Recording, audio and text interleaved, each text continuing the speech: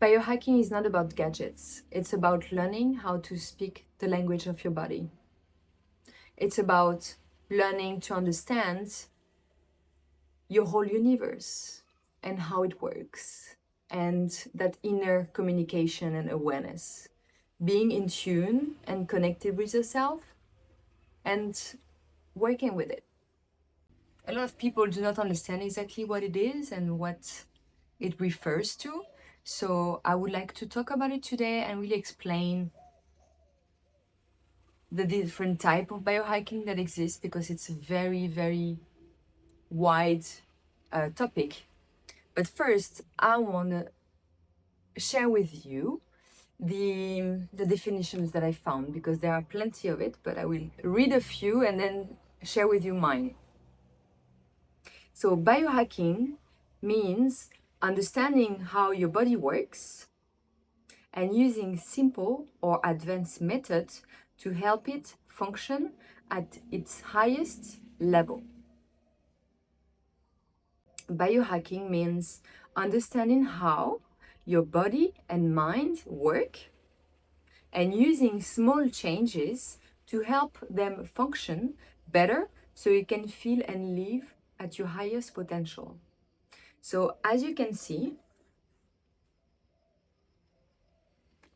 it's connected to your body, your mind, and the fact that you can enhance its capacity, understanding better and reach a higher capacity, a better way of doing and a better way of being. So bio comes from biology. It's like basically your body, your cells, your organs, your physical biology, what you're made of. And hacking is finding a hack. So yeah, like having some hack to improve, to be better, to live better, and to feel better. Basically is to use, maintain, or at least communicate with your body, maintain a communication and having that inner connection with yourself, so you can understand your body and your mind better, and so you can help it to achieve a level of understanding and of communication that helps your body heal faster. I mean, you kind of have like access to a better way, like better. That's how I see biohacking. It's also a mix of ancient practices and new technologies. Basically, a mix of sauna, detox, fasting, breathwork, like all these ancient practices that like human beings are doing since like decades and million years ago, mixed with today's technologies like saunas, infrared lights. Yeah, there's a lot of technology involved, but kind of like using both, having access to numbers and physical result and capacity, and being able to understand it and to work with it, not against it. Like we go back to the fact that your body is your best friend, your body and mind, they're your home. So it's learning to understand it, to be able to improve and feel good, and by using certain techniques and also sometimes using certain tools and technologies. So I want to share some simple example of what can be biohacking, but it's very, very wide and there are plenty of way of seeing it. But for example, if you are sick, you have a fever and you're sick, you're just going through like a flu or something, where biohacking, or how you can use biohacking in this way, is first to let your body do its process. So if you have fever, let it be. Do not take medication to stop the fever, because as explained before, fever is a process of internal cleansing. So let the body do what it's meant to be, but you can also help it. You can make sure that you're drinking, for example, like green juices or fresh pressed juice for the vitamin C, or you can take some minerals. Like you can help the body. You can help the body to fight. And how do you do this? You replenish your vitamins and minerals to give it strength to fight the disease. Another example, when you're feeling overwhelmed and you're not able to access stillness and you don't feel grounded, for example, you're trying to meditate and you're not able to find that state of peace and calmness, it's knowing that if you do some pranayama's, like breath work or some breath hold and breathing exercises, knowing that these hacks will help you find stillness. So this is also biohacking. Another example, as a woman, we have our period every month. So knowing that, I'm also aware that when we bleed, we lose a lot of minerals, especially iron. So if you know that, if you want to biohack and help your body feel better during that time, you biohack by replenishing your minerals before the period and during the period and even after, but especially before. So eating things that makes you that really nourish your body and really bring and give to your body what it will be losing in a few days. I've created a few recipe of nourishing energy bowls that contains a lot of goodness, a lot of good things inside, so many minerals, yeah, a lot of good stuff, good fats, and it's very yummy. I will share this with you in another video. But yeah, it's being conscious of what's gonna happen and what your body as a woman goes through every month, and be here to support it. This is biohacking. It's being in communication with your body, understanding it, and working with it. So it's all about communication, observing, understanding, and acting to help it. So biohacking is a trend and a lifestyle since a few years. Like many people are calling themselves biohackers and working in the biohacking space. I personally see this more as a practice more than a trend or lifestyle. I mean, I would say practice and lifestyle. It's something that I myself do every day in different ways. And it's something that I do for myself. You can biohack literally everything. Biohack your brain, biohack your sleep, biohack your food, biohack your, yeah, like the way you're thinking, your way of thinking. Like you can, like if you're very observing of yourself and you know your struggles or you know your challenges, you can find a way to biohack this and to reverse, or at least to use your weaknesses or your failures at your advantage, so you don't need to do the same after. You can improve your life basically with biohacking, like a lot. So there are different type of biohacking, but I would say the first one, and that is the foundation, is your body. Helping and biohacking your body through nutrition. So your inner environment becomes more balanced and more efficient. So you have all these detox protocols that can help support and reset and support your liver and like all your organs. You also have fasting, so detox, fasting, um, balancing also your electrolytes and minerals in your body, making sure you have access to enough every day, every month, and that your body is fully supported. Also being aware of and taking care of your gut and microbiome. So this means eating anti-inflammatory foods, like being aware that a lot of foods are inflaming creating inflammation in your body. So the goal is to eat less inflammatory food and to understand, because it's different for everybody, but understand what your body is not really, or I would say what your body is reacting to in an inflammation way. So you know that it's not the best for you. So it's really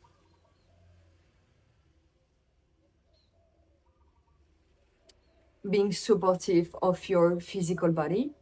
I would say the goal is really to nourish your body, but proper nourishing. I'm not saying feeling full. That's not what I mean when I say nourish. Be aware of what you give to your body, and you will feel it in your inside. Like you will feel so satisfied. Then I would say the second way of biohack, which is also very efficient way and a way that doesn't cost anything, is by optimizing your lifestyle with daily habits. So being aware and trying to have better sleep, being aware of how you hydrate your body, the type of water you're drinking, and making sure that you have enough electrolytes and enough minerals in the water that you're drinking. So being hydrated, making sure that you meditate every day if possible, that you incorporate movement in your daily life, whether it's walking, running, or doing yoga or whatever, like just moving your body, being aware of your circadian rhythm, um, trying to and being aware also of how is your nervous system, is it regulated or dysregulated, because this is a big one actually. It's really impacting how you feel. Doing some breathing exercise, breath work to bring clarity and stillness in your mind, and also making sure that you have sunlight exposure every day, even though even though yeah, it's winter and there is not so much sun. You can do sun gazing in the morning or in the evening. That contact with the sun is very important. So all of these simple things that are accessible everywhere, basically what you breathe and how you breathe, what you drink and when and at which frequency you're drinking, how you move your body, and also like being observant of like your the blood flow, your lymphatic system, like is your system, your inner metabolism, is it working properly? Is it in movement? And movement bring movement. You need to be active so everything in your body can move and do its job actually. So it's be aware that the very simple things in life that are accessible to everybody, like going for a walk, grounding, taking some fresh air, connecting to nature, like all of these things really, really matters and really work. And they're also considered as biohacks. Then you have another level of biohacking, I would say, something that is very accessible, but that also can have an impact on you. I would call it using stress intelligently. So it's basically using stressors, like body stressors, such as sauna, cold plunges, ice bath, detox and fasting, like these protocols or modalities and space really impact and stress your body in a good way if it's done with moderation, of course. But if you have access to ice baths, if you have access to saunas and all these kind of like biohacking spaces and recovery and wellness, um, as we call it, they can bring clarity, they can bring stillness, they can improve and boost your immunity, boost your metabolism if it's not done too much. So there is really a fine line between overdoing and doing and overdoing biohacking. But these can be very efficient when it's combined. For example, when you're doing a fast or a detox, it's good to go to the sauna, but not too much. So it's kind of like working together. So you have how you biohack your body, what you use, how you feed your body, how you biohack with the natural accessible ways like breath and everything. And then you have the spaces or the conditions that you can put your body into. And they're all cohabitating and co-working together. And then I would say to another level again, you have all these technology devices,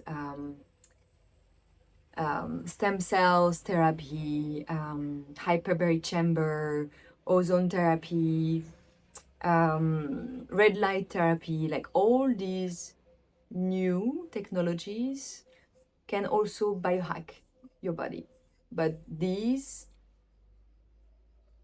have to be done in a smart way. You cannot overdo, and you need, for most of them, like you need a doctor. So you need to have access to a doctor, and you need to know what you're working on and why you're doing it. To be honest, there is so many biohacks that you can do in your life before you need to have access to these high level biohacking devices and techniques that most of the time require professional and professional knowledge, and you cannot do it every day. So there is so many things you can do every day that can change your life drastically. Like I always say, 1% a day improvement will really change your life in the long run, and you will see a massive difference. If you change and if you incorporate something too fast and if it's a big change, it's harder to keep in the long run. So there is a fine line between the good and the bad, I would say, with biohacking. Like as soon as you overdo, it can become harmful for yourself. Biohacking is not a competition. It's not, and especially not competing with yourself. It's not supposed to be extreme diet and fasting or chasing trend and like being at the last trend. Like, yes, it's a trend, but be mindful of how you use that trend for yourself, because you really are impacting your body. Like for real, it really has a big impact.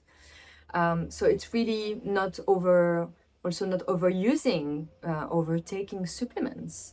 Like it's not a competition, it's not a performance, and it's definitely not being disconnected to your body. Like we go back to that inner connection and communication, but if you overdo, overtake, over, you become disconnected. And the biggest biohack, I would say, the first and biggest biohack you can do is having that connection with the self and learning how to read your body signs. This is the biggest biohack. If you understand yourself, you can improve yourself so much. The most difficult is to understand, because sometimes you'll have a body reaction somewhere in your body and the problem is somewhere else. So to understand these connections between the organs and the nerves and like all these, like we are very unique and very complex species. So if you understand yourself, it's the biggest biohack you can do. Biohacking is not performance, it's caring for yourself and healing. So why biohacking matters? So we are living in a world today where the food that we have access to has way less minerals than it used to be. Stress levels are to the roof. Mental illness are also at a very high rate. Like people are really struggling with depression, with inflammation. People are tired. They're dysregulated. Their nervous system is dysregulated. With all of these facts, I would say, that really impact how we feel, biohacking is a big way to rewire your body and make it work again, and really like reconnect and be aware of, oh, like now I have less inflammation, like this is working better. This is like biohacking is the antidote to our modern society where we are doing too much screen time, where our attention is stimulated every second. Like we have stimulators all over the place, whether it's like physical or it's a sound or it's like a smell. Like we are all the time overstimulated. So biohacking is bringing this awareness of what is impacting me more than something else, and what I should stay away from and what I should do more.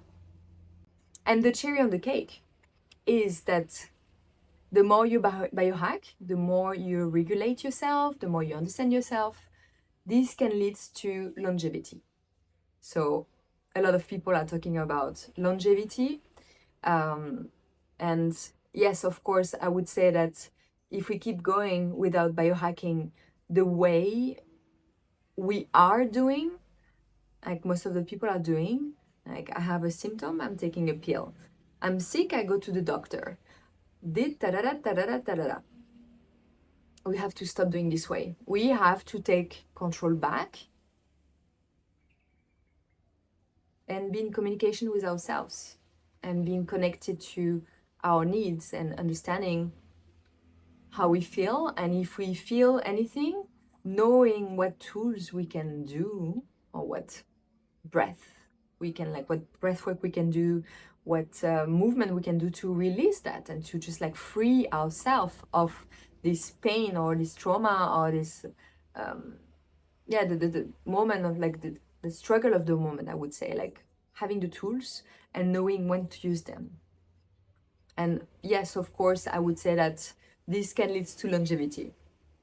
So what matters the most is really being in tune with yourself, knowing what you need, understanding what you need in that moment, and being aware and being able to provide it to yourself so you can optimize your health, your mental health, your body, and really feel at home in your own home, like really feel good inside, loving yourself and showing up for yourself.